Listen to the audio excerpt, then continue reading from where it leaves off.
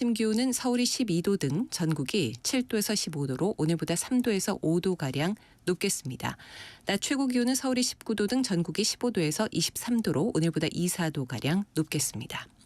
KBS 1라디오 4시 경제뉴스 아나운서 신윤주였습니다. KBS.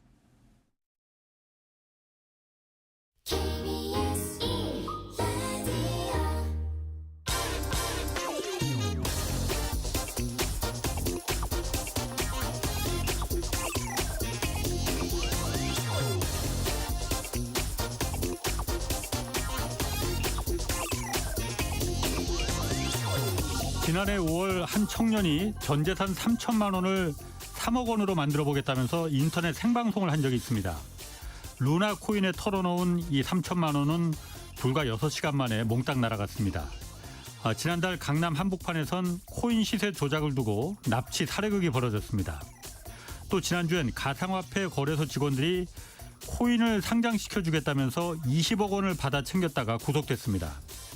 자본시장법을 적용받는 주식과 달리 코인은 기본법조차도 없어서 공시 의무도 또 상장 기준을 밝힐 그런 의무도 없습니다.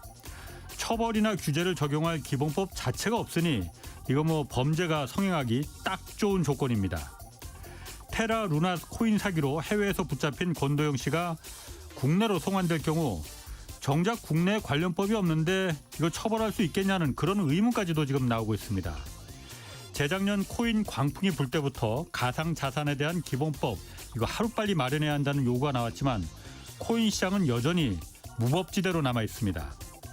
영끌 청년들에 대한 비탄감 조치보다도 이 법부터 먼저 마련하는 게 우선 아닌가 생각됩니다. 네, 경제와 정의를 다잡는 홍반장, 저는 KBS 기자 홍사원입니다. 홍사원의 경제쇼 출발하겠습니다. 유튜브 오늘도 함께 갑시다.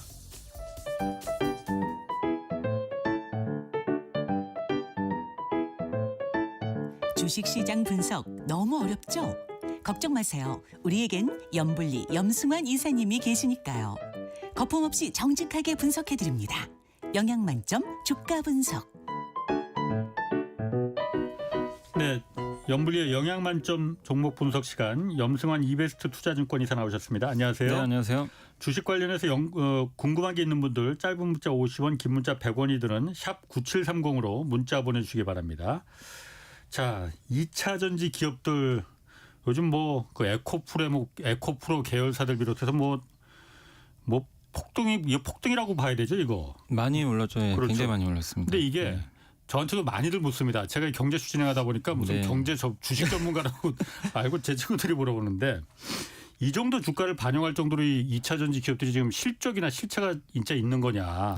예. 아니면 바람이냐. 얼마 전에 그 메타버스도 정말 빛의 속도로 올랐다가 빛의 속도로 꺼져버렸잖아요. 근데 이제 2차 전지는 그래도 좀 애널리스트 다들 얘기는 하는 건 뭐냐면 이제 요즘에 애널리스트 리포트 보면 이제 일부 기업에 대해서는 좀 비중 줄여야 된다. 좀 약간 어떻게 보면 매도 리포트도 나오긴 하는데 근데 그 안에 내용을 보면요. 2차 전지 업종을 나쁘다 이렇게 쓴 게 아니라 너무 올라서 그런 거지 다 실체는 있다고 좀 쓰고 계세요. 그러니까 메타버스는 사실 우리가 그때 당시에는 실체가 있는 줄 알았잖아요. 그렇죠. 근데 지금 보니까 실적들도 잘 안 나오고 그러다 보니까 요즘엔 메타버스 얘기도 안 나오고 사실 이제 메타 플랫폼 페이스북도 이름까지 바꿨는데 요즘에 또 메타 투자 얘기도 잘 안 나오는 것처럼 사실 이제 메타버스는 좀 실망을 많이 줬죠. 근데 2차 전지 좀 다른 점은 2차 전지는 주가가 좀 올라간 건 사실 좀 부담은 되죠. 당연히 에코프로만 해도 올해 연초 대비해서 한 600%까지 한번 올라갔었거든요. 그러니까 굉장히 많이 오른 거죠. 그런데 이게 근거가 없는 게 아니라 당연히 근거가 있습니다. 그러니까 에코프로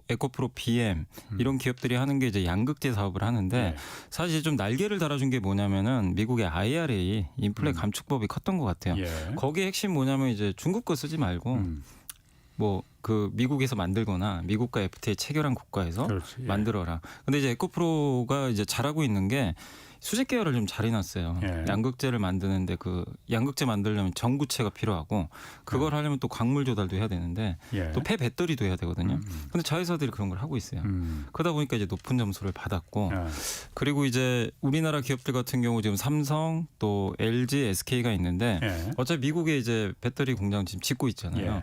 근데 거기서 당연히 우리나라 소재 기업들을 당연히 채택할 수밖에 없는 상황이고 그리고 실제로 실적도 지금 좋아지고 있어요. 그러니까 이 기업들이 그러니까 그러니까 우리가 뭐 이게 적자나고 뭐 실체 없고 이러면 당연히 경계는 해야 되는데 예. 그건 아니고 실제로 돈도 지금 잘 벌고 있습니다. 뭐 에코프로 BM도 그렇고 얼마 전에 그 올해 아마 1월달에 기자님 나온 기억하실 거예요. 포스코 퓨처 M이라고 이름이 바뀌었는데 예. 케미칼 있어요. 포스코 케미칼 그 양극재 기업인데 예. 기억하시면 삼성이 40조 수주를 줘버렸잖아요. 10년간인가 뭐 그렇죠. 예, 그러니까 이게 40조 원. 실제로 숫자가 나오는 거예요. 그래서 매출이 나오더라 이거죠. 예, 그러니까 이 40조는 어마어마한 금액이잖아요. 근데 이런 양극재 기업들한테 이런 수주들이 떨어지니까 그 또 대표 기업인 에코프로 계열사들의 주가가 올라가는 것도 어찌 보면 좀 당연하다는 그런 의견들도 많아요. 그래서 이거는 실체가 없는 건 아니고 예. 그러니까 논란은 있어요. 비싸냐 싸냐의 논란은 있는데 실체가 있다는 거는 누구도 뭐 그건 부인하지 않습니다. 그러면은 그 우리나라에 있는 그 2차 전지 그 양극재나 이런 업체들 기업들 말고 네. 외국에도 있을 거 아니에요. 네. 외국의 기업들도 이렇게 막 그 주가가 이렇게 우리처럼 막 폭등하고 막 그런 거예요. 그 기업들까지 주가는 확인 안 해봤는데 이제 주로 이제 외국에 있는 기업들이 일본 회사들이 좀 있고 그 다음에 그 제가 알기로 벨기에 회사로 알고 있어요. 유미코라는 회사가 원래 1등하던 기업인데 원래 유미코가 굉장히 유명했어요. 예. 근데 그 회사를 제가 알기로는 에코프로 BM이 이긴 걸로 시장 점유율을 아마 역전한 걸로 예. 좀 알려져 있습니다. 근데 뭐 그 회사 주가까지는 제가 모르겠고, 근데 그렇구나. 아마 우리나라 양극재 기업들이 올랐으니까 아마 네. 해외 업체들도 그렇게 많지는 않아요. 양극재는 이게 기술력이 좀 있어야 돼서 대부분 좀 오르지 않았을까 좀 추정은 하고 있습니다. 이 지금 에코프로 같은 경우에 2차 전지 계열사들이 다 이제 코스닥에 있잖아요. 예, 코스닥이죠. 그래서 거의. 코스닥이 올해 1분기에 그 주가 상승률이 전 세계 1등했다고 그러던데 네. 이게 그럼 2차 전지가 기여한 게 큰 건가요? 그러면? 그러니까 이게 시가총액 뭐 조사한 게 나왔는데 올해 이제 1분기에 33% 올랐거든요. 시총이. 그러니까 굉장히 많이 오른 건데 이제 압도적 1위이기는 맞는데 그 에코프로랑 에코프로 BM하고 그 다음에 이제 LNF도 양극재 회사입니다. 그렇죠. 이 세 개의 기업의 상승률을 딱 제하고 보니까 그러니까 이 세 개의 업체가 기여한 게 한 3분의 1 정도 된다고 합니다. 아, 대단하네. 그러니까 완전 많이 쏠린 거죠, 사실은. 예, 그래서 그나마 이것도 좀 후반에 바이오가 올라서 이 정도였고요. 한때는 절반 이상이었어요. 이 기업들이 기여한 게. 그래요. 예. 이게 제가 뭐 이 기업들에 대해서 그렇게 뭐 자세한 걸 뭐 아는 건 아니지만은 3분의 1을 이끌고 갈 정도라면은 예. 좀 너무 뭐 아까 실적이나 실체가 예, 있다고는 분명히 했지만은 있어요. 예. 너무 좀 과열된 거 아닌가 위험한 거 아닌가 그런 좀 제가 뭐 걱정할 건 아니지만 그런 생각도 좀 들긴 드는데. 근데 뭐 항상 그러니까 어느 시장이든 간에 이게 또 강세장이면 과열은 돼요. 항상 이거 반복은 됩니다. 근데 거기서 이제 메타버스는 이게 결국엔 이게 실적이 뒷받침이 안 되니까 결국 무너져 버렸거든요. 예. 근데 이제 2차 전지에 대해서 이제 많은 분들이 좀 올라온 건 많이 인정하죠. 요즘 너무 많이 올랐다. 그래서 비싸냐 싸냐 논란은 있지만 그래도 2차 전지는 확실하게 말씀드린 대로 숫자들이 다 받쳐주고 그리고 아직 전기차 시대 미국 지금 제대로 열리지도 않았잖아요. 이제 시작이죠. 네, 이제 시작이니까 그런 걸 봐서는 옛날에 뭐 너무 과열됐으니까 이제 끝났다. 조심해야 된다. 이거보다도 이제 결국엔 이거거든요. 이제 올라온 만큼 계속 검증은 할 거예요. 뭐 예를 들면 에코프로가 이 정도 올랐으니까 이 정도 실적은 이제 나오겠지. 이런 이제 검증 과정에서 거기서 이제 검증에 탈락한 기업들은 빠질 거고 계속 그 기대만큼을 보여주면 계속해서 주가 유지되겠죠. 근데 에코프로라는 그 기업은 저는 사실 듣도 보도 못하는 회사였거든요. 원래 뭐 만드는 회사였어요? 원래부터 2차 전지 하는 회사였어요? 원래 2차 전지 아니고 저도 역사는 잘 모르는데 꽤 오래됐어요. 이 에코프로가 이제 처음에 그 여기 이동채 회장님으로 알고 있는데 제가 성함이 근데 처음에 이제 그 2차 전지를 한 건 아니었고 근데 어쨌든 이제 2차 전지를 하면서부터 근데 그때는 고생을 많이 하셨죠.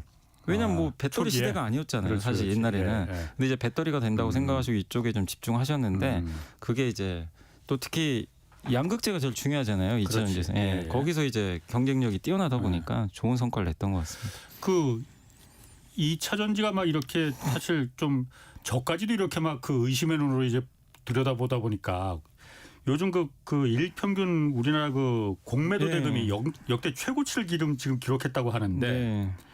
공매도라는 게 내릴 거에 베팅 너무 올랐으니 내릴 거를 베팅하고 뭐 한다는 그래서 공매도 순기능의 하나로다가 시장 과열을 막아준다는 얘기도 있었지만은 2차 전지에도 지금 공매도가 많이 들어가 있습니까 지금? 네, 그러니까 지금 현재 1월부터 지금 4월까지 보면 공매도 일평균 거래대금이 계속 늘어요. 그러니까 제가 코스닥만 말씀드리면 1월이 834억이었거든요. 일평균. 지금 3,671억이에요.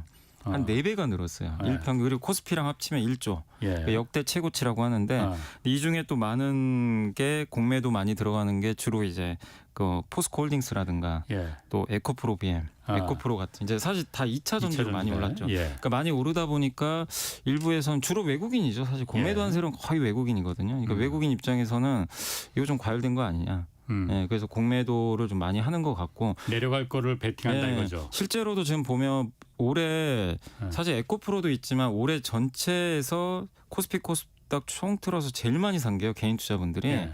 2조 정도 샀거든요. 포스코홀딩스예요. 어. 포스코홀딩스를 제일 많이 샀습니다. 예. 근데 이게 지금 철강주로 생각 안 하시잖아요. 그렇지. 이제는 예. 리튬 뭐 이쪽에. 2차 전지로. 근데 여기는 하루가 멀다 하고 또 외국인이 엄청나게 팔고 있습니다. 반대로.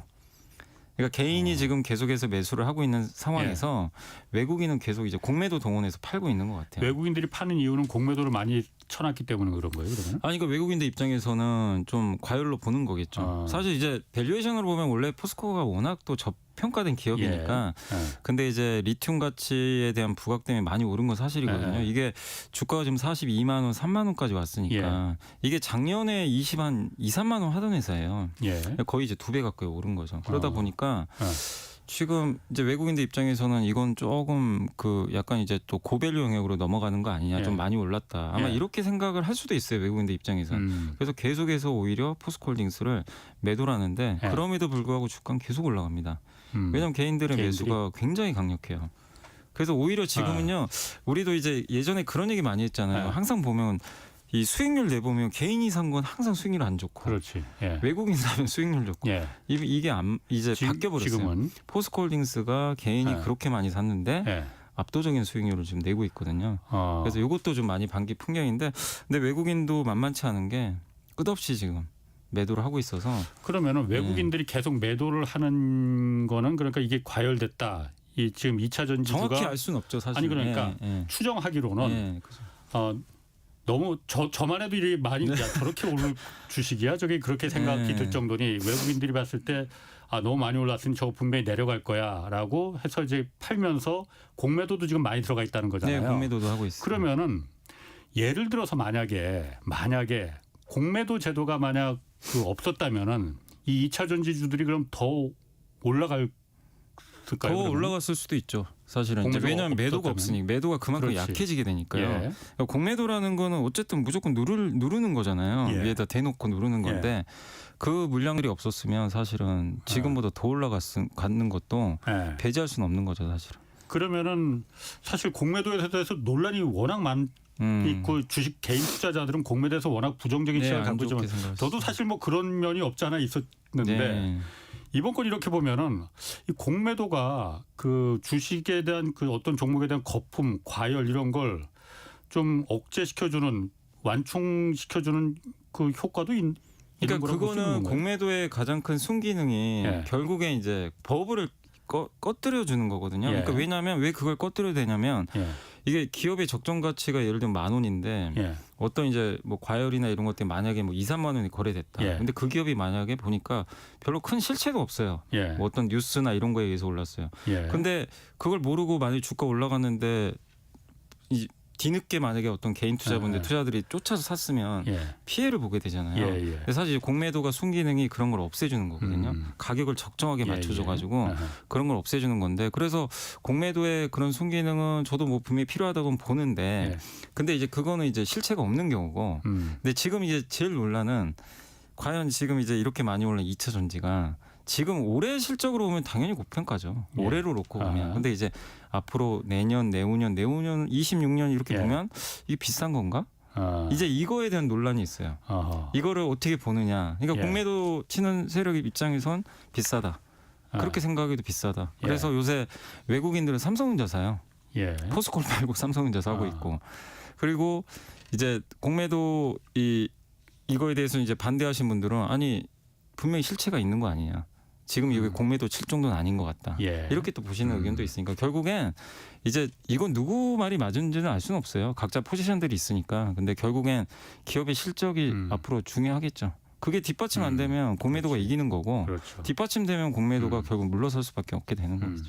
지난번에 염 이사님이 말씀하신 것처럼 공매도가 순기능 역기능 다 있지만은 예. 중요한 건 그러니까 외국인들이나 기관에 대한 그 어떤 특혜성 제도, 기울어진 운동장 이거를 없애는 게 그게 중요하죠. 가장 사실. 순기능의 예. 역할을 그 극대화시키는 그런 걸 것 같습니다. 그러니까 공매도가 예전에 이제 개인 투자자들이 많이 좀 그 불만이었던 게 중에 하나가 그 방금 말씀하신 제도적인 문제가 있고요. 왜 개인한테 이게 불리하게 돼 있냐. 그렇지. 요거 하나랑 예.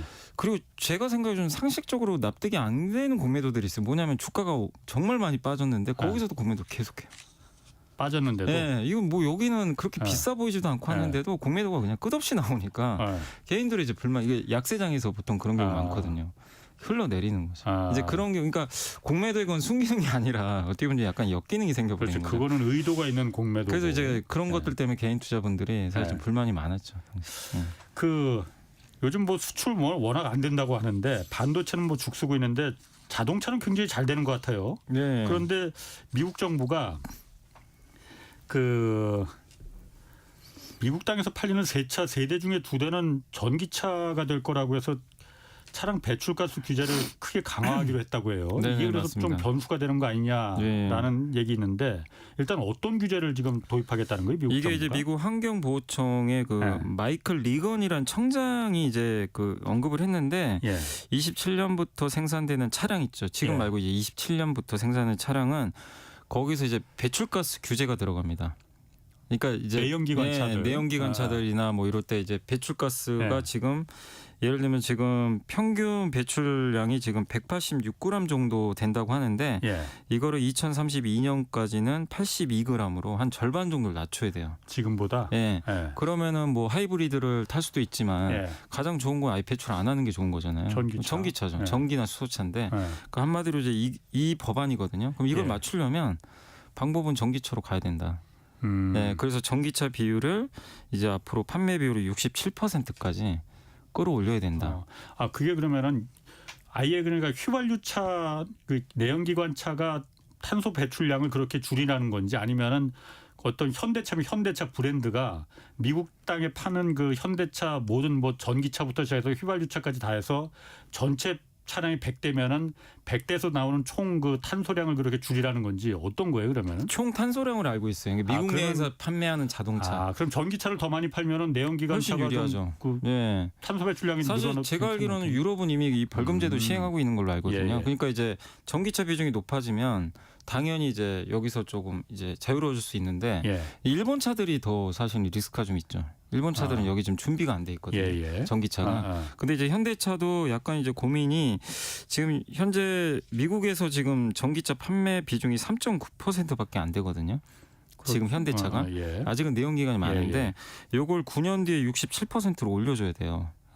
근데 지금 이번에 발표한 게 2030년까지 미국 판매 차량의 58%가 목표예요. 전기차가. 현대차가? 그럼 이거 더 늘려야 돼요, 지금. 그렇지. 이번에 발표한 것도 굉장히 공격적이라고 얘기를 했는데 이번 법안에 의하면 이번 이제 규정에 의하면 이게 아직도 부족한 거죠. 전기차로 더 많이 팔아라 이거 미국 땅에서는 이 얘기군요. 그러면. 그래서 이거를 지금 3대 중에 2대를 팔아야 되니까. 그래서 2032년이면 물론 이제 먼 것 같지만 사실 금방 오거든요, 사실. 그래서 이거 투자하는데 비용도 많이 들기 때문에 그러니까 현대차도 좀 고민이 될 게 이걸 이제 앞으로 여기서 지금 생각한 것보다 9%를 더 늘려야 되거든요. 그러면 현대차는 그렇다 치더라도 미국 정부에서 이걸 갖다 어쨌든 환경청에서 낸 거는 지구를 살리자는 것도 있겠지만 미국 자동차 회사들 그냥 테슬라야 뭐 걱정 없겠지만 테슬라는 걱정이 없죠. 뭐 포드나 GM이나 이런 회사들은 다 똑같아요. 다 같이 해야 됩니다. 거기는 불리한가 유리한가 어때요? 그러면? 아니 거기도 이제 현대차랑 똑같죠. 그러니까 거기도 물론 이제 앞으로 전기차로 가긴 하는데 과연 이제 그 신차 판매 몇 프로 정도까지 할 거냐. 이게 좀 관건인 것 같아요. 그래서 테슬라한테만 가장 유리하군요, 그러면은. 그 순수 전기차는 뭐 굉장히 유리하죠. 뭐 어차피 내연기관차를 판매를 안 하고 있기 때문에. 그런데 이게 그러면은 자동차 회사들한테는 그렇게 호재다, 뭐 호재가 될 수도 있고 악재가 될 수도 있겠다 볼 수도 있겠지만은 그렇게 막 큰 호재라고 보여지진 않는데 배터리 기업들한테 이게 굉장히 호재일 거 아니에요. 왜냐하면 배터리 업체들 입장에 사실 미국에서도 이번에 설문조사 해보니까 그때 기사를 잠깐 봤더니 전기차로 굳이 바꿔야 되나 막 이런 그 의견들도 되게 많았어요. 왜냐면 불편하니까 인프라가 좀 아직은 많이 안 깔려 있잖아요. 그리고 내연기관차 선호하는 분도 아직은 많고. 근데 이거를 강제화시키는 거예요. 강제화시키면 이제 전기차로 가야 돼요. 그냥. 그러면 배터리 회사는 당연히 좋죠. 이게 강제적으로 정책에 의해서 가게 되면 배터리 수요는 당연히 늘 수밖에 없고 그리고 이제 배터리가 지금 아직도 공급 부족이니까 미국에 공장을 더 지어야 되겠죠. 근데 만들 수 있는 업체는 몇 개 없잖아요. 그렇죠. 중국은 못 가고. 근데 이번에 오늘 제가 기사를 보니까 파나소닉도 이제 증설하겠다고 얘기가 나. 원래 파나소닉이 그 테슬라하고밖에는 거래를 안 하는 걸로 제가 알고 있거든요. 근데 이번에 보니 뉴스 보니까 뭐 GM이나 이런 쪽으로도 할 수도 있다. 그러니까 이제 어떻게 보면 이제 중국은 어차피 미국에서 못 하고 이렇게 되면 한국과 또 일본의 경쟁이 배터리 회사 간에 미국에서 펼쳐질 가능성이 있는 거죠. LG 에너지 솔루션이나 뭐 우리나라 그 배터리 회사 그 SK온이나 뭐 이런 배터리 회사들이 미국의 공장들을 짓고 있잖아요. 지을 계획이잖아요. 짓고 있는 데도 있고. 근데 그 미국 자동차 GM하고도 뭐 같이 짓는다고 하고 현대자동차도 이번에 뭐 LG 에너지하고 그 SK온하고 각각 미국에다 합작법인을 새로 짓는다고 해요. 네, 맞습니다. 배터리 회사들은 왜 자동차 회사하고 같이 그냥 짓는 걸까요? 그냥 제가 만약 배터리 회사라면은 원하는 서로 와달라는 자동차 회사들이 많은데 그냥 내가 그냥 배터리 공장만 가서 짓고 어차피 미국 땅에 지어야 되니까 필요한 데는 우리 거 사다 써라 이렇게 할 텐데 왜 같이 합작을 이렇게 자동차 회사들하고 하는 걸까요? 근데 자동차 회사들이 좀 원하는 걸로 알고 있어요. 왜냐하면 자동차 회사들은 내재화기로 원하거든요. 그렇죠. 그리고 자동차는 스펙이 다 달라요. 그러니까 우리 스마트폰하고 달라요. 스마트폰은 이게 다 표준화돼 있는데 자동차는 회사마다 다 다르고 플랫폼도 다르고 하기 때문에 그래서 이게 배터리 선정할 때부터 오래 걸려요. 사실 이게 그러니까 아이오닉에 들어가는 배터리하고 테슬라에 들어가는 배터리하고 표준화가 달라서 그리고 거기는 원통형이죠. 아이오닉은 파우치형 주머니 모양이에요. 또 각형도 있고. 근데 그거를 처음부터 만약에 내가 GM CEO인데 이거를 해줄 수 있는 업체를 해야 되는데 투자금도 많이 들어요. 그러니까 서로 좀 윈윈할 수 있죠. 투자금도 절반씩 내고. 그러니까 이게 자동차는 어마어마한 장치 산업이거든요. 그러게. 이게 그렇게 표준화가 안 돼 있다 보니까는 같이 완성차 회사하고 같이 들어갈 수밖에 없겠네요. 같이 들어갈 수밖에. 거기에 맞춰서 배터리를 만들어줘야 돼요. 아니면 완성차 회사가 배터리 회사에 맞춰서 그 설계를 갖다 바꾸든가. 네, 그래야 되는데 어쨌든 그러니까 두 회사가 이게 맞아야 되는 거죠.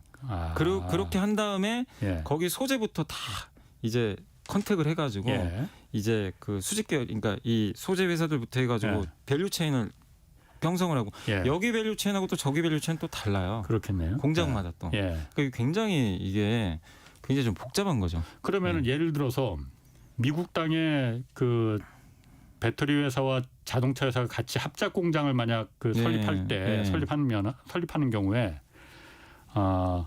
갑은 주는 누가 되는 겁니까? 배터리 회사입니까? 자동차 회사입니까? 그러면? 원래 갑은 사실은 뭐 자동차 회사죠, 당연히. 갑은 사실은 왜냐하면 이제 자동차 회사잖아요. 자동차가 거기 완성차고 부품 사는 배터리 회사잖아요. 그렇죠. 그럼 원래는 갑이죠, 당연히. 근데 사실 지금 관계가 보면 배터리가 부족하니까 약간 이제 갑 같은 을 약간 그런 느낌도 좀 들긴 들어요. 배터리 회사가 워낙 왜냐하면 써달라는 데 많은데 이걸 제대로 만드는 업체는 세계 몇 개 없잖아요. 지금. 그러게요. 그러다 보니까는 우리나라 그야말로 에코프로니 뭐 2차 포스코 이런 회사들이 이렇게 주가가 올라가는 것도 그런 면으로 보면 또 이해가 이게 왜냐하면 양극재도 이런 하이니켈이라서 니켈이 많이 들어간 걸 만드는 게 굉장한 기술력을 구하거든요. 기자님도 기억하시면 예전에 작년에 LNF가 미국에 공장 지으려다 못 지었잖아요. 우리나라에서 이거 안 돼. 안보 때문에 이거 엄청난 기술이니까 미국에 가면 안 된다. 그래서 스탑 시켜버렸잖아요. 그 정도로 어려운 기술이거든요. 보호를 해야 될 정도로. 근데 그걸 이제 우리나라 기업들이 하고 있으니까. 그리고 이게 또 서로 이렇게 서로 조인트 벤처라 그러죠. 뭐 현대차랑 SK, 현대차랑 뭐 LG가 미국에 같이 지으면 또 좋은 거 중에 하나가 배터리 세액 공제를 받거든요. 지으면 그래서 생산할 때마다 보조금을 줘요.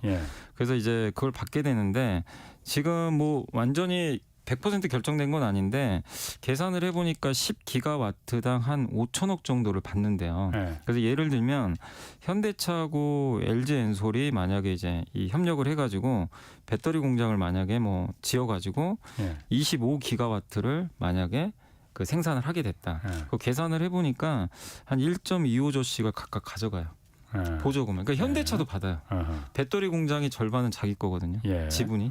그러면 현대차도 미국에서 어쨌든 배터리 그러게. 생산할 때 현대차로 돈이 들어갑니다. 전 미국 정부에서 줘요. 예. 각각 절반씩. 예. 그러니까 이제 현대차 입장에서 이게 나쁜 그림이 아니죠. 미국에 짓고 보조금도 그러게. 받고 그러게요. LG도 당연히 보조금 같이 받고. 예. 그러니까 이제 미국의 공장을 지을 이제 바이든 대통령이 정책이죠. 미국의 공장 많이 지어라. 이런 건데 서로한테 또 윈윈할 수도 있다 보니까 이런 이제 조인트 벤처들이 많이 지금 나오고 있는 것 같습니다. 지금 인터넷 그 유튜브 댓글들 보니까 그 수소는 어떠냐고 수소 한때 또 수소 그러더니 요즘 또 수소는 뭐 또 온데간데 없이 사라졌다고 하는데 수소 관련해서 수소는 전망이 어떻습니까? 수소는 이제 우리 한국의 현대차가 제일 잘하잖아요. 네. 도요타하고. 먼저 했지 그러니까. 네, 예. 둘이 제일 잘하는데 뭐 여러분도 아시겠지만 주변에 수소차가 잘 안 보이고요. 일단 좀 약간 이게 대중화가 지금 잘 안 되고 있고. 일단 충전소가 뭐 네, 그러니까 이게 없으니까. 인프라가 좀 네. 어려운 게 수소는 좀 약간 폭발 위험이 좀 있다 보니까 예. 거기 그 수소 충전소 있잖아요. 예. 이제 그거를 이제 지역에 설치하는 걸 조금 이제 부담스러워 하시더라고요. 그래서 아무래도. 인프라 설치가 좀 어렵고 그리고 수소 충전소 설치하는 것도 비용이 너무 많이 들고 예. 예, 그리고 수소도 그걸 또 이제 밸류체인 구성해서 가져와야 되는데 네. 운송하는 것도 쉽지가 않고. 그러니까 제가 봤을 때는 수소차가 문제가 아니라요. 수소차를 탈 수 있는 이 인프라가 안 깔려요. 근데 이거를 정부가 적극적으로 하든가 해야 되는데 전기차에 비하면 좀 인프라가 그렇죠. 좀 밀리다 보니까. 그리고 이거를 우리나라가 아무리 추진을 해도요. 미국이나 유럽에서 적극적으로 해야 되는데 예. 지금 모든 정책들이 대부분 다 전기차에 전기로. 쏠려 있어요. 예. 그러니까 수소차를 안 하는 건 아닌데 음. 아직은 이제 너무나 좀 밀리죠. 예. 그래서 좀 시간이 좀 걸리지 않나. 그래서 지금 주가가 좀 못 가는 건 지금 전기차에 비해서는 조금 그렇죠. 대중성이 떨어지다 보니까 네. 그런 거 아닌가 싶습니다. 그 현대기아차 아까도 말했지만은 그 우리나라 지금 수출을 반도체가 수출 주도했었는데 지금 자동차가 뭐 주도까지는 아니지만은 많이 지금 그래도 보충하고 있습니다. 네. 1분기 영업이익이 나쁘지 않았죠 현대기아차. 이제 아직 이제 발표는 안 했는데 예상은요. 예. 우리나라 전체 그 기업들 중에서 올해 1분기는 현대차가 1등할 것 같아요. 수치로는 영업이익 2.8조 정도. 원래는 삼성이었는데 예. 삼성이 이번 6천억 냈잖아요. 예. 그래서 삼성은 이제 밑에 있고 예. 현대차가 이제 가장 높은 예. 그 영업이익을 낼 걸로 예상하고 기아도 거의 비슷하게 될 거예요. 기아가 한 2.2조 정도 예. 이렇게 이렇게 영업이익을 낼 것 같아요. 양사 합치면 거의 5조 나오거든요. 예. 그러니까 이제 현대차 그룹 계열사 이 둘이 5조 원에 달하는 엄청난 이익을 내는데 사실 이게 놀라운 게 도요타랑 비슷해요. 영업이익이 예, 1분기 전망이 지금 도요타가 예. 우리나라 돈으로 5조 정도 예상하거든요. 파는 거는 도요타가 훨씬 더 많지 않아요? 네, 매출은? 많은데 그만큼 이제 우리 기업들이 지금 비싼 차도 많이 팔고 있고 그 다음에 인센티브라 그래가지고요. 예. 이 딜러들한테 이제 비용 주는 주잖아요. 거, 예. 근데 재고가 적어요. 미국에서 한국 그래서 한국 차 살려면 오히려 예. 인센티브가 없다고 그러던데 뭐 그럼 그런 안 줘도 경우도 된다고 있고. 그러던데. 예. 근데 어쨌든 이게 좀 가장 낮은 축에 좀 들다 보니까 예. 그리고 또 이 현대나 기아가 옛날과 다르게 예. SUV 차를 또 많이 팔아요. 예. SUV 차는 좀 단가가 또 비쌉니다. 아. 그러니까 이걸 많이 팔면 수익성이 예. 좋아져요. 그래서 영업이익률이 6% 막 7% 이렇게 나오거든요. 그래서 도요타를 좀 이렇게 근데 도요타가 약간 이것도 좀 우리가 봐야 되는 건 도요타가 뭐 아주 못해서라기보다는 예. 사실 도요타가 지금 아직 반도체나 이런 게 정상화가 안 돼 있대요. 생산이 지금 정상화가 안 돼 있습니다. 그래서 좀 그냥 생산 차질이 아직은 있어요. 예. 그래서 그런 좀 피해가 있다 보니까 예. 근데도 이제 놀라운 건 옛날에는 도요타 우리가 그러게. 이거를 따라잡는 것도 사실은 쉽지가 않았죠. 너무 먼 상대였죠, 사실 옛날에는. 근데 이제는 이익 격차가 거의 매출량은 줄어버렸어요. 아직 도요타를 현대기아차가 따라잡은 건 예, 아니죠. 예, 그죠. 그거는. 그런데 영업이익이 적게 팔면서도 비싸게 팔았다는 거 아니에요? 그러면 그러니까 많이 이제 남겨서. 점점 마진이 좋아지는 거고 그리고 이제 사실 우리가 항상 이제 도요타는 좀 너무 먼 산이었고 사실은 엄밀히 보면 근데 혼다는 한번 해볼만 하지 않았나 예. 옛날 그 얘기를 많이 했는데 예. 혼다도 아시겠지만 미국에선 그래도 현대차보다는 높았거든요. 예. 근데 요즘에는 혼다가 좀 굉장히 고전하고 있습니다. 미국, 중국 특히 미국에서 33% 판매가 감소했고요. 이게 차가 너무 노후화됐다고 그러더라고요. 이 혼다가. 그리고 혼다는 전기차가 없는 걸로 알고 있습니다. 아직까지는 없고. 예. 근데 현대차 이익이 지금 혼다 이익을 역전했거든요. 예. 근데 이제 시가총액은 현대차가 41조고요. 예. 혼다가 56조입니다. 그러니까 이제 어떻게 보면 현대차가 아직은 예. 이익은 더 높은데 예. 일본 차에 비해서는 이게 좀 할인을 아직은 많이 받고 있는 것 같아요. 그럼 그 여미사님 그것도 좀 아시나 모르겠네. 예를 들어서 같은 차를 팔더라도 내연기관차하고 전기차가 있잖아요. 요즘은 네. 어떤 게 더 많이 남아요? 그러면은? 아, 그러니까 이게요. 그러니까 저도 이제 보고서나 이렇게 공부를 해보니까 예. 규모의 경제로 가잖아요. 만약에 예, 예. 대량 생산을 해서. 예, 그러니까 예. 전기차가 지금의 내연기관만큼 이제 생산이 잘 되고 이러면 예. 전기차가 훨씬 더 수익성이 좋다고 하더라고요. 부품이 적게 들어가요. 지금은 그럼 아직까지는 그럼 그렇게 영업이익이 전기차가 더 많이 남는 나기가 건 어려운 아니에요? 게 왜냐면은 많이 지금 못 만들잖아요. 아직까지는. 테슬라는 근데 압도적으로 좀 잘 만들죠. 예. 테슬라 영업이익률이 굉장히 높은 걸로 알고 있거든요. 예. 그러니까 이게 플랫폼화 해가지고 그 들어가는 일단 부품 자체가 적어요. 그렇죠. 내연기관에 그렇지. 비해서 예, 훨씬 예. 적기 때문에 그러다 보니까 이제 이 비용 자체가 적게 들어가는 거죠. 예. 그래서 이제 나중에 됐을 때는 전기차가 수익성이 더 좋을 거라고 얘기는 하는데 예. 지금 당장은 아직 규모의 경제가 안 되거든요. 예. 그러니까 하나를 만들어도 대량 생산하면 원가가 줄잖아요. 그렇죠. 근데 그게 안 되니까. 예. 근데도 불구하고 그 기아는 그래도 지금 흑자 내고 있어요. 기아는 예. 이게 예전부터 좀 원가 절감을 했는지 몰라도 제가 그 내용까지 모르는데 예. 전 세계 완성차 큰 회사 중에서 예. 유일하게 전기차로 돈 버는 기업은 테슬라하고 지금 기아밖에 없는 걸로 알고 있습니다. 아 그래요? 예, 기아는 흑자 내고 있대요. 기아가 그렇게 전기차로. 대량 생산으로 하는 그러니까 저도 정확한 건가? 내용 모르는데 그때 예. 이제 제가 보고서를 이렇게 예. 이번에 실적 나온 거 보니까 예. 전기차에서는 흑자를 내고 있더라고요. 오히려 기아가 현대는 아직은 좀 적자라고. 현대가 더 기아 전기차의 판매량에서 현대차가 아이오닉이 더 많은 거 아니에요? 기아는 EV6인가 그거 하나밖에 그죠. 없는 거 아니에요? 근데 기아는 물론 이제 대수가 적어서 그럴 수도 있겠지만 근데 정확한 내용은 저도 모르겠지만 어쨌든 기아가 아직은 이익이고 현대는 아직은 조금 그 흑자 전환은 못한 걸로 그렇구나. 알고는 있습니다. 다음에 그 워렌 버핏이 뭐 투자의 규제입니다. 뭐 자타가 공인하는 투자의 규제인데 얼마 전에 대만 그 TSMC 주식을 다 팔아치웠다고 해요. 그리고 워렌 버핏이 장기 투자 코카콜라 같이 그냥 그 장기 투자하는 네. 그 전문가였는데 TSMC 같은 경우는 3개월 만에 다 팔아버렸다고 하는데 네. 이유를 말했죠 워렌 버핏이. 말했습니다. 그 지정학적 리스크 그러니까 때문에. 나도 그거 보고 좀 야 진짜 위험한 건가? 네. 저도 이제 깜짝 놀랐던 게 원래 되게 장기 투자하고 그때 또 되게 저렴하게 산 걸로 저도 기억이 나거든요. 막 급락하고 있을 때. 근데 이번에 그 86% 보유한 지분의 86%를 팔아버렸으니까 이제 얼마 안 남았는데요. 일단 이제 매도했던 그때 당시에는 매도하고 나서 한 2월 달이었죠. 그때는 이거 사람들이 다 추정하기로는 지정학적 리스크보다는 반도체 안 좋아서 그러니까. 판 거 아니냐. 그래서 좀 약간 이제 부정적인 시선이 있었는데 이번에 일본 가서 얘기한 거는 위치 때문에 팔았다. 위치란 얘기는 그거잖아요. 그렇죠. 지정학적. 그러니까 대만과 중국이 어떻게 될지 사실 모르니까 사실 뭐 전쟁이 날지 않을지 모르는데 이 워런 버핏 입장에서는 그냥 불확실한 게 좀 싫었던 것 같아요. 만약에 뭐 전쟁 나면 자기는 피해를 보게 되니까 그렇지. 그래서 아마 그거를 이런 불확실한데 나는 굳이 투자를 안 하고 다른 데로 투자하면 되니까 아마 그래서 좀 매도한 게 아닌가. 사실 TSMC가 좋은 기업인 건 인정은 했어요.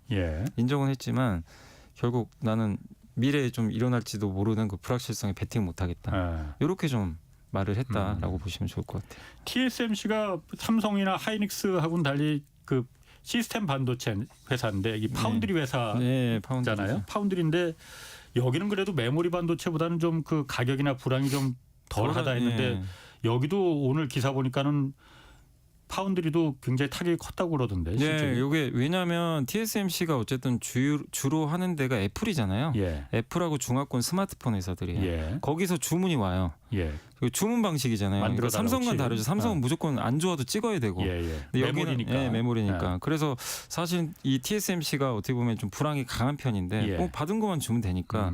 근데 이 주문이 줄고 있대요. 아. 계속 왜냐하면 지금 중국에 IT 재고가 좀 많다고 하더라고요. 이 재고 조정해야 되고 예. 또 애플도 작년에 어쨌든 이 제로 코로나 때문에 생산이 제대로 안 됐는데 예. 아시겠지만 스마트폰은 교체 주기가 좀 빠르거든요. 예. 그 신제품 나오는데 몇 달 동안 사람들이 못 사면 예. 뭘 하냐면 그 다음 걸로 넘어가요 그냥. 예. 좀만 더 참자. 어차피 가을에 나올 텐데. 어. 그러니까 이 나오고 나서 몇 달 동안 쫙 팔아야 되거든요. 예. 근데 이제 이걸 놓쳐버린 거죠. 애플 입장에선. 그럼 이제 애플은 어차피 가을에 나올 텐데 예. 근데 그 수요가 줄어들어 보니까 예. 애플에서도 당연히 주문이 덜 들어갈 수밖에 없고. 그러니까 한마디로 TSMC도 좋은 사업 구조는 맞는데 예. 지금 이제 중국이나 애플 쪽에 그런 이제 수요 부진 예. 이런 게 좀 있다 보니까 이번 1분기 실적은 좀 안 좋을 거다라고 나오는 것 같아요. 그럼 워렌 버핏 같은 경우에는 TSMC 다 팔고서는 그 돈으로다가 뭘 어디다 투자했습니까? 여기 기사에도 나왔지만 일본의 5대 상사기업. 종합상사. 네, 종합상사. 원래 네. 이게 2020년에 산 걸로 아마 많이들 알고 계실 거예요. 그때 코로나 한참일 때 갑자기 버핏이 일본에 상사주 의외인데? 샀다? 예. 그래서 다들 이제 그때 처음에 놀랬죠. 웬 일본에 네. 상사주를 사지? 예. 그래서 이게 다 불황으로 갈 텐데 장사가 되려나? 무역 회사들이잖아요. 어떻게 예, 보면은. 예. 근데 이제 그때 나왔던 얘기는 결국 원자재 가격 상승에 좀 베팅을 한 것 같다. 원자재? 인플레가 올 걸로 생각을 하고. 근데 실제로 정확히 예측이 맞았던 게 예.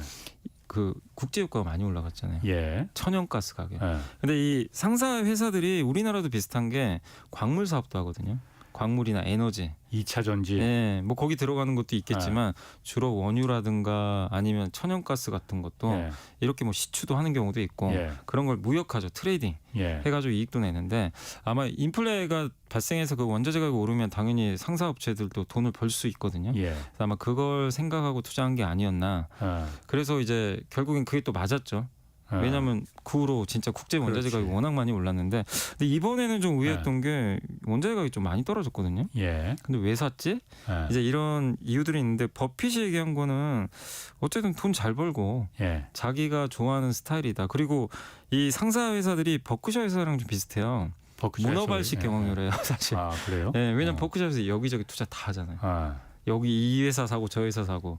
근데 상사 회사들도 하나만 하지 않잖아요. 그렇지. 예. 여기저기 사업 다 하잖아요. 예. 근데 이게 약간 버크셔 회사랑 좀 비슷하다. 아, 그 자기네 사업 특성이? 구조랑. 아. 예. 왜냐면 여기저기 다 지금 예. 사업들을 하잖아요. 아. 예, 무역 상사가 하는 일들이 그런 게 많으니까 같은 문어끼리 그러면.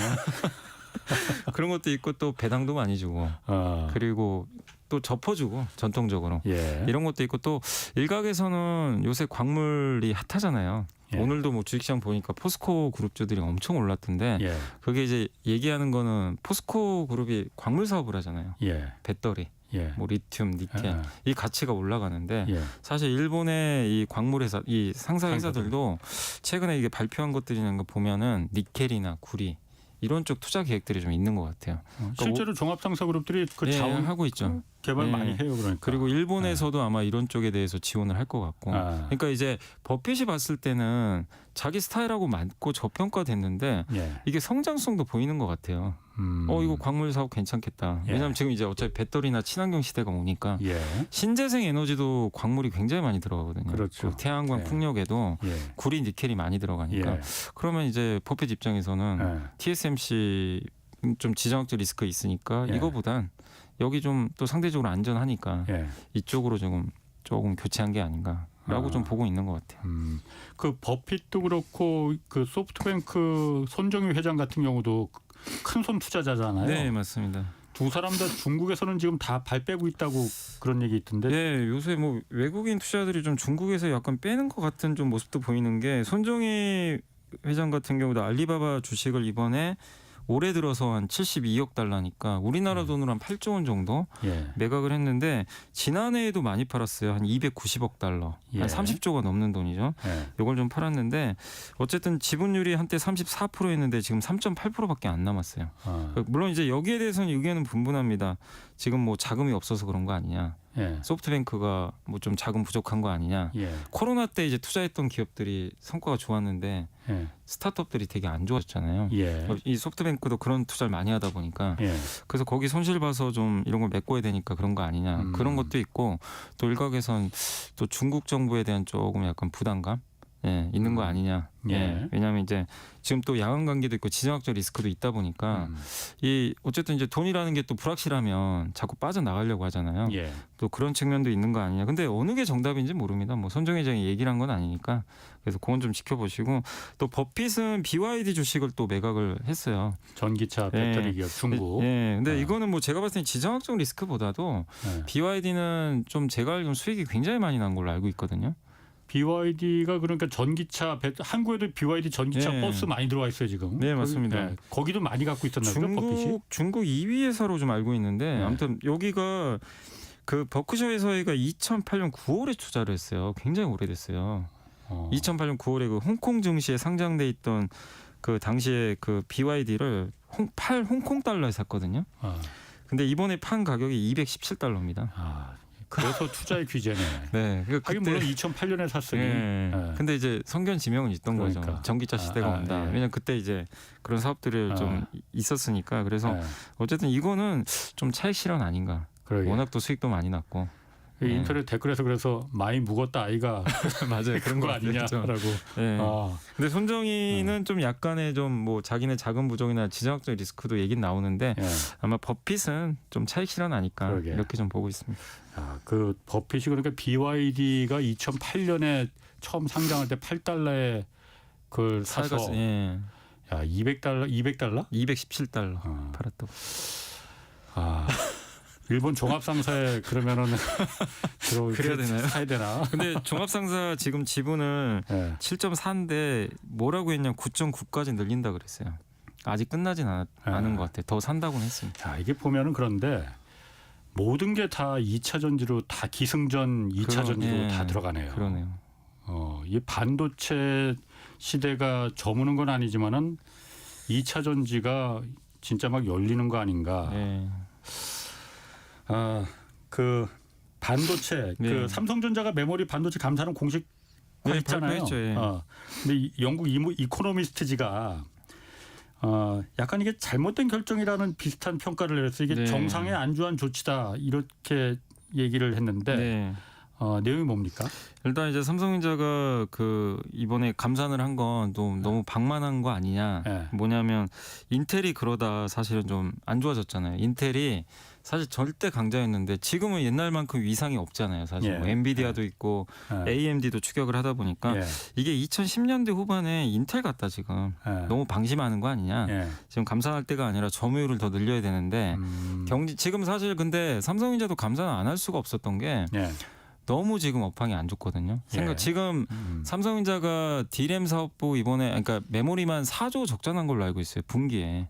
사실 거의 없던 일이거든요. 너무 적자가 큰 거죠. 예. 근데 이제 삼성전자마저도 그냥 뭐 적자 나든 말든 우리는 내 갈 길 가면 나중에 어떻게 될지 모르는 일이거든요. 적자가 더 커질 수도 있어요, 사실. 예.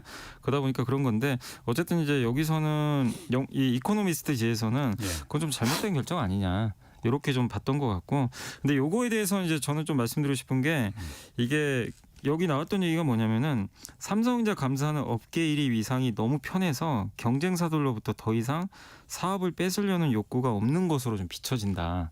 그러니까 너무 편해서 너무 이제 압도적 1위니까 뭐 굳이 여유 아. 아니냐 뭐 이렇게 비춰는. 근데 이거는 제가 봤을 때는 이 이코노미스트지가 좀 잘못 알고 있는 거라고 생각하는 게 삼성전자가 작년에 점유율이 좀 떨어졌어요. 41%까지. 45, 46 왔다 갔다 했거든요. 예. 근데 점점 떨어진 거예요. 41까지. 예. 그래서 그때 이제 나왔던 얘기가 왜 삼성은 감사 안 하냐. 점유율이 떨어져서 안 할 거다. 그런 얘기도 있었어요. 예. 근데 실제로 이번에 다시 확인해 보니까 점유율이 올라갔습니다. 45까지. 오르고 나서 지금 감산한 거예요.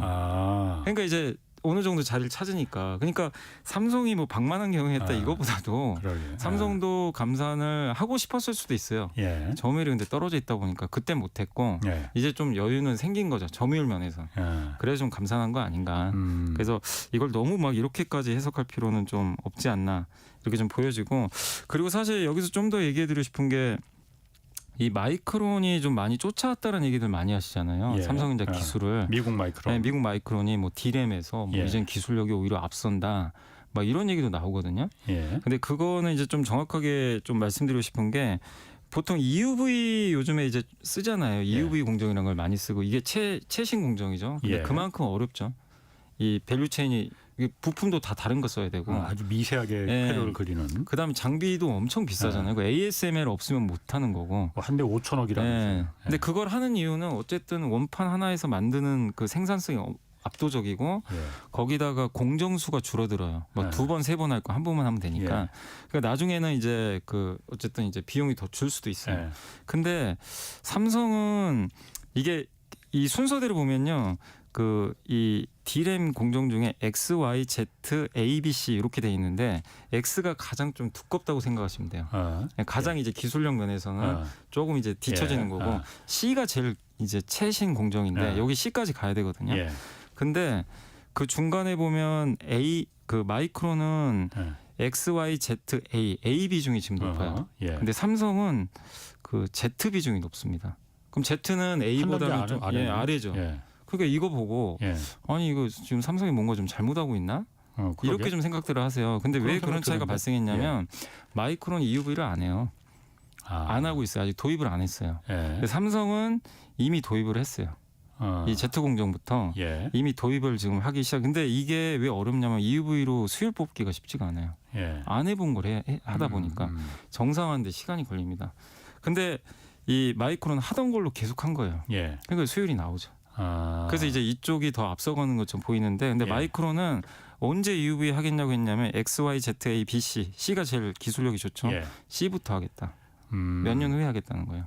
그럼 지금은 잠시 삼성전자가 그러니까 좀 떨어진 수율이 떨어져서 그렇게 보인 착시 효과군요. 그러면 그럴 일종의. 수도 있죠. 근데 물론 이제 삼성이 EUV 공정을 못 잡으면 예. 문제가 또 안 좋아질 수도 있어요. 이걸로 수율을 뽑아줘야죠.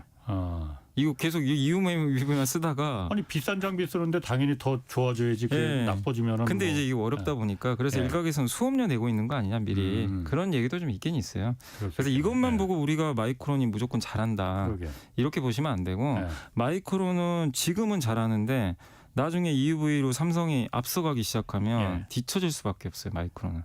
이제 하이닉스도 EUV 하기 시작하거든요. 예. 그러니까 장기적으로 봤을 때는 이게 성공을 해주면 EUV가 수율이 잡히면 예. 한국이 굉장히 앞서갈 수 있는데 예. 지금 현실적으로는 EUV에서 수율이 만약에 안 나온다면 예. 마이크론이 앞서는 것처럼 보일 수도 있다. 오히려 이코노미스트가 안주한다는 거는 그런 면으로 봐서는 삼성전자가 아니고 마이크론이 거기에 해당되는 것 같은. 그러니까 약간 그럴 수 있죠. 그러니까 마이크론은 지금 수업료를 안 내고 있는 거죠. 어떻게 보면. 6월부터 그 신규 상장되는 공모주 가격 제한폭이 대폭 확대된다고 하는데 네. 이게 뭔 말입니까?